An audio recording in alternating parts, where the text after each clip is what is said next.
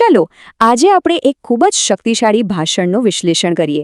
આ ભાષણ ભારતમાં સામાજિક સમાનતા માટેના સતત ચાલી રહેલા સંઘર્ષ પર છે. ખબર છે, આ એક એવી લડાઈ છે જે બંધારણીય વચનો અને જમીની હકીકત વચ્ચે સતત ચાલી રહી છે અને આજે પણ એ એટલી જ મહત્વની છે. આપણી આખી ચર્ચાનો પાયો જ ડૉક્ટર આંબેડકરના આ શબ્દોમાં છે. વિચારો, દાયકાઓ પહેલાં એમણે કહી દીધું હતું કે આપણને રાજકીય સમાનતા તો મળી જ જશે, એક વ્યક્તિ એક મત. પણ સામાજિક અને આર્થિક જીવનમાં શું? ત્યાં તો ઊંડી અસમાનતા રહેશે.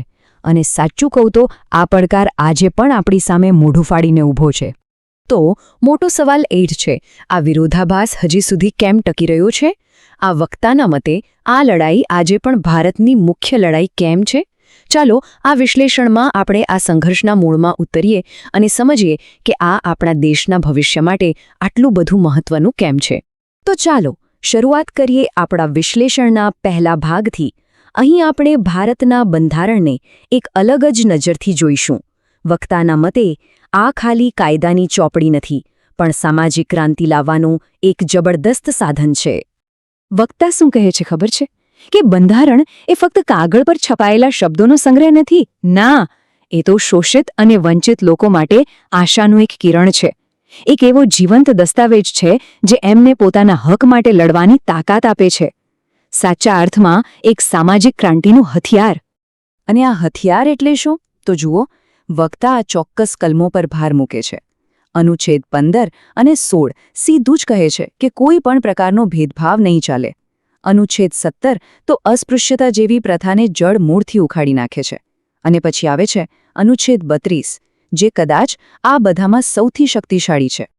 હવે આ અનુચ્છેદ 32ને બંધારણનો આત્મા કેમ કહેવામાં આવે છે?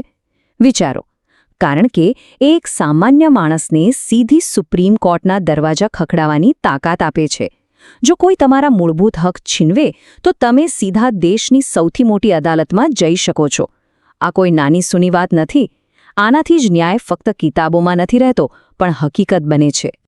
સારું, તો એક બાજુ આપણી પાસે આટલું મજબૂત બંધારણ છે, પણ સવાલ એ છે કે તો પછી અસમાનતા હજી પણ કેમ છે?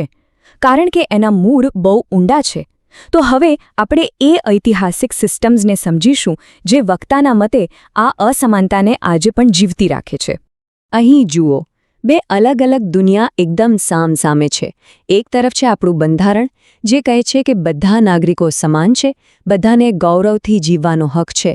અને બીજી તરફ વક્તા મનુસ્મૃતિ જેવા ગ્રંથોનો ઉલ્લેખ કરે છે, જે સ્ત્રીઓને આધીન અને સમાજને ઊંચ નીચના ક્રમમાં વહેંચાયેલો જુએ છે. ભાષણની મુખ્ય દલીલ એ છે કે ભલે બંધારણ આવી ગયું, પણ આ જૂની માનસિકતા સમાજમાંથી હજી ગઈ નથી. હવે વક્તાએ એક બહુ જ રસપ્રદ અને ઊંડી વાત કરે છે. એમનો સિદ્ધાંત એ છે કે જાતિ વ્યવસ્થાને ટકાવી રાખવા માટે સૌથી જરૂરી હતું સ્ત્રીઓના લગ્ન પર નિયંત્રણ. અને આમાં સરપ્લસ વુમન એટલે કે વિધવાઓનો મુદ્દો આવે છે. દલીલ એવી છે કે જો વિધવાઓ જ્ઞાતિ બહાર લગ્ન કરે તો જાતિ વ્યવસ્થા તૂટી જાય. આ નજરથી જોઈએ તો સતી જેવી પ્રથાઓ ખાલી એક સામાજિક કુરિવાજ નહોતી, પણ જાતિની શુદ્ધતા ટકાવી રાખવાની એક ક્રૂર પદ્ધતિ હતી. અને આ કંઈ ખાલી જૂના જમાનાની વાત નથી હો. વક્તા એક પેટર્ન તરફ ધ્યાન દોરે છે. જ્યારે પણ કોઈ મોટો સામાજિક સુધારો લાવવાની કોશિશ થઈ છે ત્યારે તેનો વિરોધ થયો છે. પછી એ 1950ના દાયકામાં સ્ત્રીઓને અધિકાર આપતું હિન્દુ કોડ બિલ હોય, કે પછી 1990ના દાયકામાં ઓબીસી માટે અનામત લાવતું મંડલ કમિશન હોય, કે પછી આજની તારીખમાં શિક્ષણમાં અનામતની નીતિઓ હોય. વાર્તા એ જ છે, દરેક સુધારાનો જોરદાર વિરોધ થયો છે. તો આ બધી ચર્ચા આપણને ક્યાં લઈ જાય છે? સીધા આજના રાજકીય મેદાનમાં. હવે લડાઈ છે પ્રતિનિધિત્વની. સત્તાના કેન્દ્રોમાં એટલે કે સંસદ અને વિધાનસભાઓમાં પોતાનો હિસ્સો મેળવવાની. આ લડાઈ ખાલી હકની નથી, પણ સત્તા અને અવાજની છે. બસ આ એક આંકડો જુઓ, 13.6%. આ શું છે? આ છે લોકસભામાં મહિલાઓનું પ્રતિનિધિત્વ. અડધી વસ્તી માટે માત્ર 13.6%. આ એક જ આંકડો એ દેખાડવા માટે પૂરતો છે કે રાજકારણમાં સમાનતાની મંજિલ હજી કેટલી દૂર છે. તો આનો ઉકેલ શું? વક્તા એક બહુ જ દમદાર વિચાર રજૂ કરે છે, કોટાની અંદર કોટા. આનો સીધો મતલબ એ છે કે ખાલી મહિલાઓ માટે અનામત આપી દેવું પૂરતું નથી. એ અનામતની અંદર પણ દલિત, આદિવાસી અને ઓબીસી સમાજની મહિલાઓ માટે અલગથી જગ્યા ફાળવવી પડશે. કેમ?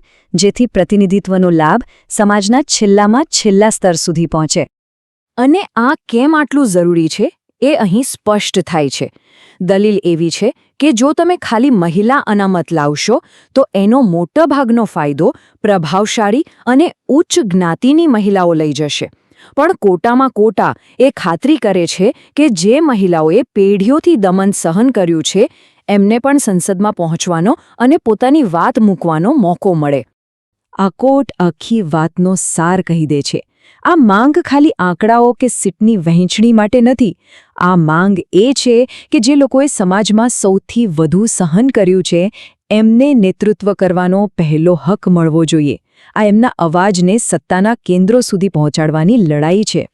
તો હવે આપણે આવી ગયા છીએ આપણા વિશ્લેષણના અંતિમ પડાવ પર. અહીં આપણે બધી દલીલોને જોડીને જોઈશું કે આ લડાઈ કેમ એક અધૂરી સામાજિક ક્રાંતિ છે અને દેશના ભવિષ્ય માટેનો એક મોટો સંઘર્ષ છે. અને ફરી એકવાર ડૉક્ટર આંબેડકરના શબ્દો જુઓ. વક્તા આના પર બહુ ભાર મૂકે છે. વાત એકદમ સીધી છે. બંધારણ ભલે દુનિયાનું સર્વશ્રેષ્ઠ હોય, પણ જો એને લાગુ કરનારા લોકોની દાનત જ સારી ન હોય તો એ સારામાં સારું બંધારણ પણ નકામું સાબિત થશે. કાયદા કાગળ પર રહી જાય છે જો એને અમલમાં મૂકવાની ઈચ્છા શક્તિ જ ન હોય. અને અહીં મેરિટ એટલે કે યોગ્યતાની આખી ચર્ચાને એક નવો જ વળાંક આપવામાં આવ્યો છે. સવાલ પૂછવામાં આવે છે કે સાચી યોગ્યતા કોને કહેવાય? જે વ્યક્તિને પેઢીઓથી શિક્ષણ, સંપત્તિ અને સંપર્કોનો લાભ મળ્યો હોય એની સફળતાને? કે પછી એ વ્યક્તિની સફળતાને જેની સામે સમાજે દરેક દરવાજા બંધ કરી દીધા હોય અને છતાં એ લડીને આધુનિક એકલવ્યની જેમ પોતાની જગ્યા બનાવે? વક્તા કહે છે કે સાચી યોગ્યતા તો બીજા કિસ્સામાં છે. તો પછી રસ્તો શું છે? આ લડાઈ લડવી કઈ રીતે? અહીં વક્તા ડૉક્ટર આંબેડકરના એ પ્રખ્યાત મંત્ર પર પાછા ફરે છે. શિક્ષિત બનો, સંગઠિત રહો અને સંઘર્ષ કરો. જુઓ, ક્રમ બહુ મહત્વનો છે. પહેલાં શિક્ષિત બનો, કારણ કે શિક્ષણ વગર ભેગું થયેલું ટોળું દિશા વગરનું હોય છે. શિક્ષણ પછી સંગઠિત થાઓ અને પછી શિક્ષિત અને સંગઠિત થઈને પોતાના હક માટે સંઘર્ષ કરો. અને અંતે આપણે આ એક મોટા સવાલ સાથે છૂટા પડીએ છીએ. વક્તા લડાઈને રાષ્ટ્રના આત્મા માટેની લડાઈ કહે છે. તો સવાલ એ છે કે આ અધૂરી ક્રાંતિને પૂરી કરવા માટે ખરેખર શું કરવું પડશે? ડૉક્ટર આંબેડકરે જે વિરોધાભાસની વાત કરી હતી એને આપણે કઈ રીતે દૂર કરીશું? આ એક એવો સવાલ છે જેનો જવાબ આપણે સૌએ મળીને શોધવાનો છે.